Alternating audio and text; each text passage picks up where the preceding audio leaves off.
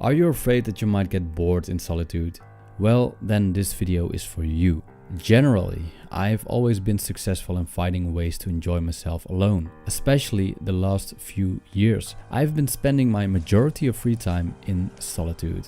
Of course, throughout my life, I've had plenty of moments in which I preferred company over being alone, especially on the Saturday evenings, so I know the pain. From my own experience, the pain of boredom comes from being dissatisfied with the present moment, desiring for a better moment instead of embracing the moment you're in. So in order to have fun in solitude, you have to fully embrace it.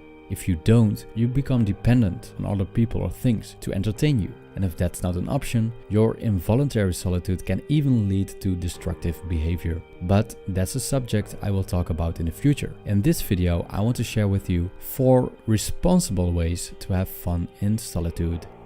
1. Practice self-love.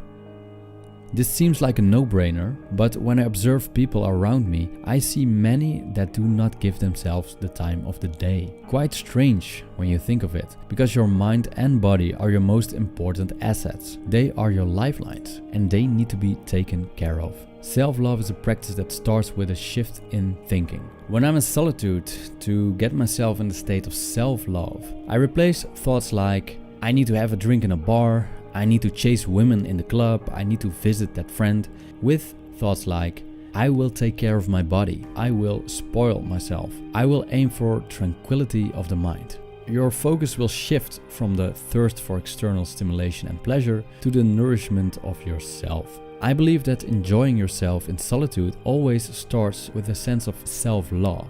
In practice, self-love can be small gestures, like a hot shower, a delicious meal, a power nap, listening to your favorite music, etc. As long as you don't overindulge, you'll have a great time. 2. Acquiring knowledge and wisdom. If your body is well rested and your mind is quiet like the anechoic chamber at Orfield Laboratories, being alone is an excellent time to dive deep into educational books or watching YouTube videos that actually teach you something. There are so many mind-boggling podcasts and TED Talks, and how many classics have you read that have changed your life? Have you ever read Stoic philosophy like the Meditations by Marcus Aurelius? Did you already lay eyes on the Tao Te Ching, one of the most profound spiritual works of mankind? Also, being alone is a huge opportunity to contemplate on life in order to digest past experiences. Mindfulness meditation can be done to calm down your thoughts, but also to teach you about yourself, about your body's reactions, about the way your mind reacts to certain things. In short, solitude is a great opportunity to learn about yourself and the world we are living in. 3. Creative pursuits. Being alone is an excellent time to write, paint, draw, making videos, or whatever your creative pursuit may be. If you're like me, you cannot force creativity, but in solitude you are able to optimize the conditions for your creativity to unfold. Peace and quiet are great assets to let that inner artist flow. For me, if I create the right conditions, usually it's just a matter of minutes before the words start coming out to write that article or video script. Being in the flow of creating is one of the most enjoyable experiences that you can have, in my opinion. And oftentimes the results are satisfying. Being completely absorbed by something makes you forget the past, forget the future, and feelings of boredom and loneliness are simply non-existent. 4. Cleaning your room.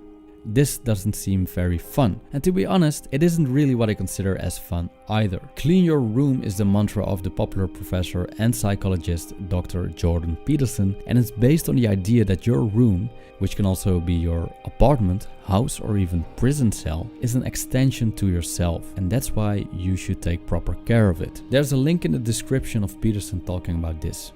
Another dimension of Peterson's cleaning your room philosophy is that the act of tidying up your mess and putting your stuff in order has a meditative effect. It literally calms you down when you create order out of chaos and turn your smelly, cluttered living space into a haven of spruceness. So not only the calming effect on your mind, but also the result of clean living space is a bridge to enjoyment in solitude.